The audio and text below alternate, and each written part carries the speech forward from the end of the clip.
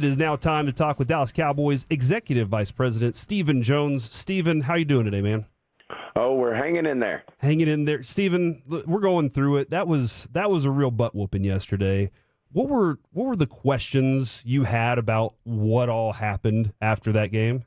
Well, first of all, very surprising. We put together, two solid games. I wouldn't say world-beating games, on the road,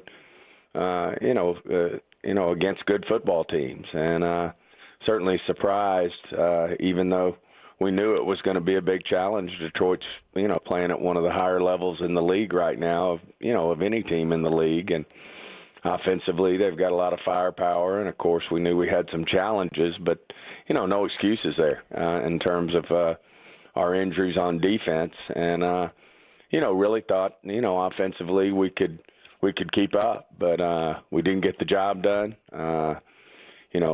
I think it's a combination of feelings everywhere from disappointed to pissed off, and certainly understand our fans are disappointed in the product we're putting out there right now. But right now we're 3-3, as Bill Parcells used to say. You are what you are, and we've got a lot of work to do. We need this bye week. It's we need to get a chip on our shoulder and a bad taste in our mouth and go to work. And a lot of football to be played.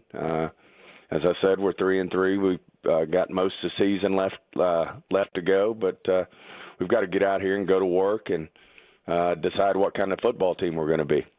With the bye week coming up, I know Jerry mentioned during the post yesterday, when you get beat like this, you create more question marks. What are some of your biggest questions entering the bye week that you want to get corrected?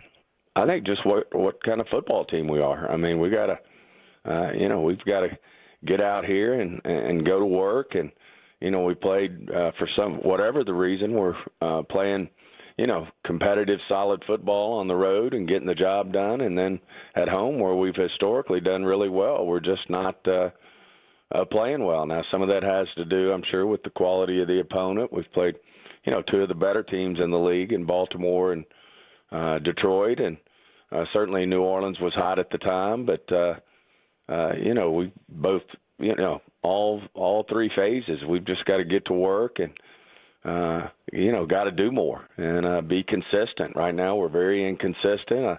I don't think we're playing with a lot of confidence on either side of the ball, and the good news is we've got some we're going to get healthier as we move forward here, and we've got to get to work here in this bye. We got 2 weeks here to do something about it.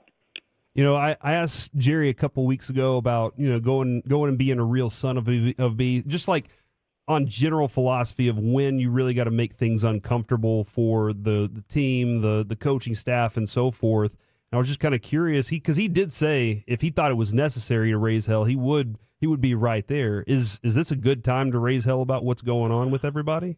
We got real pros all in this building. I mean, you start with Mike McCarthy. He's got the skins on the wall. He's been through this. Mike Zimmer's been a head coach of quality football teams up in Minnesota.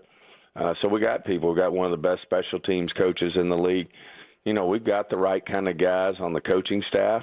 I think we've got the right kind of players. I mean, we've got some of the top players in the league here, and that are leaders, and feel like we've got the right group here. And so, I don't necessarily know that raising hell's the answer here. I think it's everybody, I think, understands where we are right now, and it's certainly not where we thought we would be.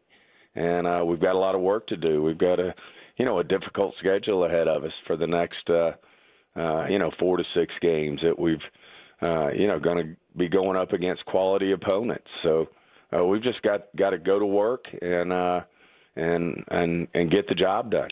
Just to follow up then, Stephen, do you see any significant changes in coaching or personnel over this bye week?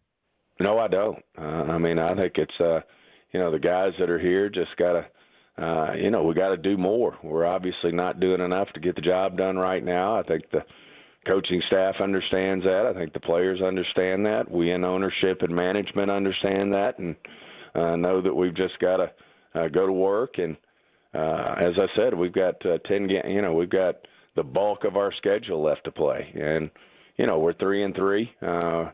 We're not where we want to be, but we're certainly not out of it, and we've got to get to work.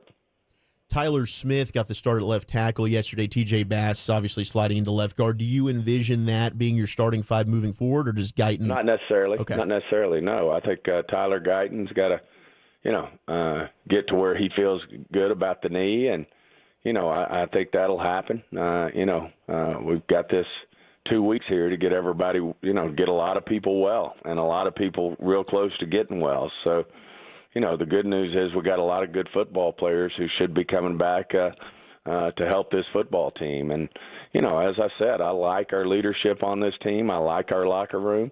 And I also like our coaching staff. It's a veteran coaching staff. It's had a lot of success in the league. They know what it takes to be successful, and certainly have been in tough situations before. And as I said, we had, the expectation levels not being met right now in terms of what we all expected, from Coach McCarthy to Mike Zimmer to Jerry, myself, Will McClay, the whole crew. I mean, we all have a higher expectation level of this football team, and we still think we can fully achieve that. What's the latest on Deron Bland? Seemed like he was on track to possibly play and then wasn't able to be active yesterday.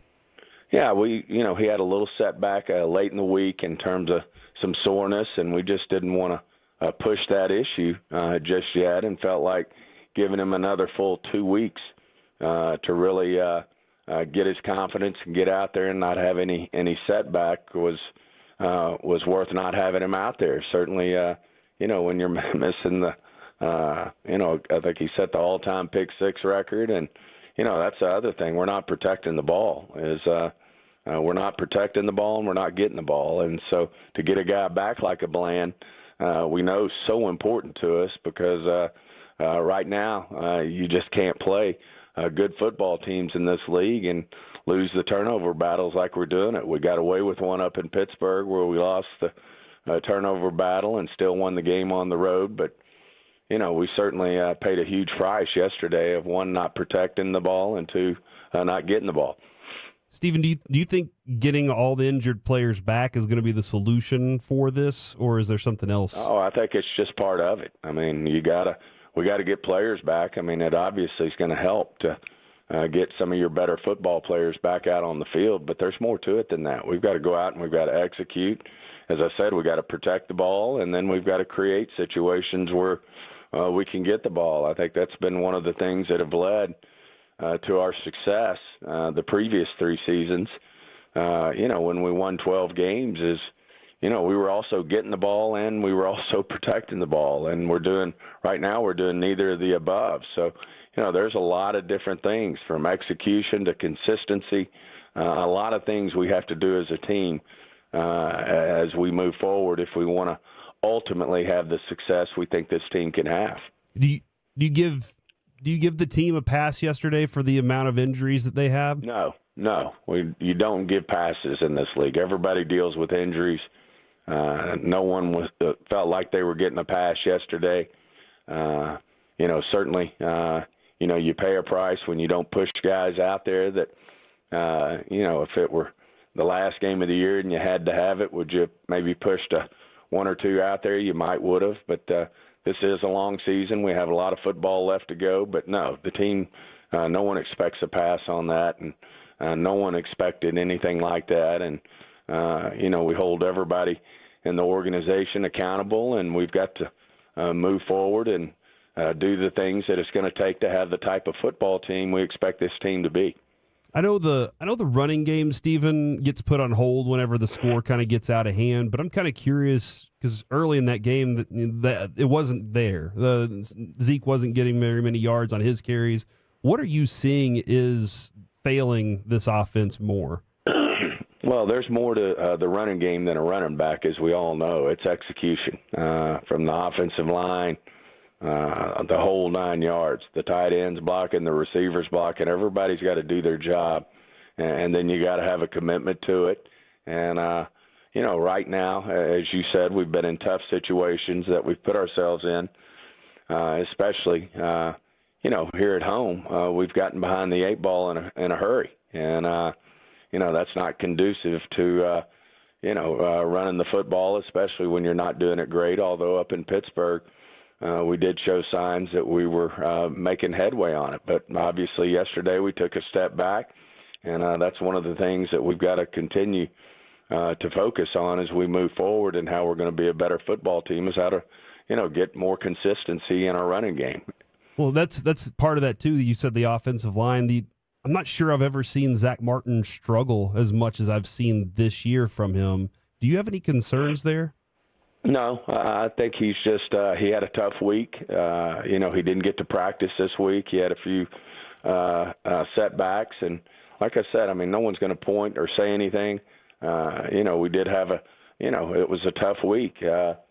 Heading into the Detroit game in terms of our injury situation, but all 32 teams are faced with injury situations at different times during the course of a season. So there's no excuses. We just have to go to work. We got to utilize this bye week. We got to utilize all aspects of it to get healthier, to get better.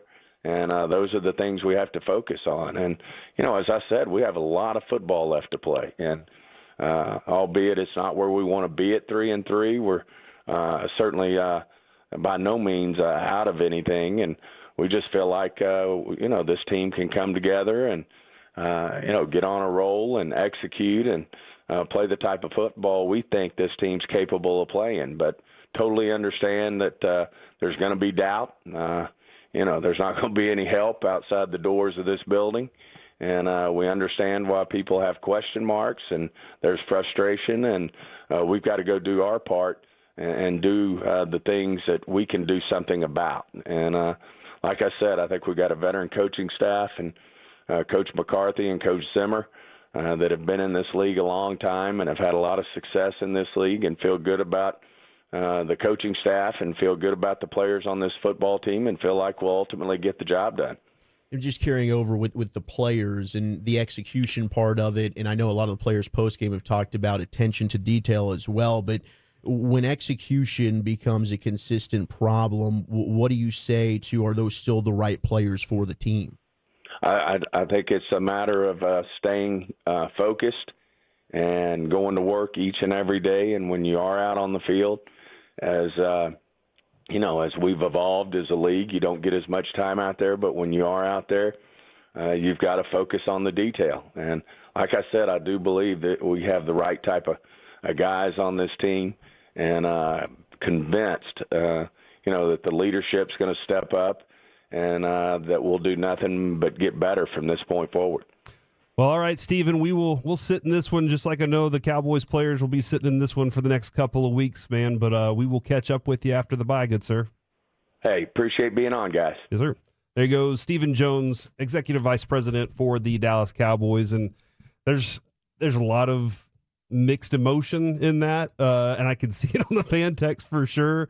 Everybody just wants us to go be vile about everything, and I mean, trust me, man, there's part of me, a Cowboys fan inside. I can see Wolchuk over here and got the leash on just a little bit, trying not to. Because hey, I heard you on the post-game show. Yeah. I hear you on the post-game shows. Bobby brought it up this morning. Your fandom exceeds mine probably by a few leaps and bounds.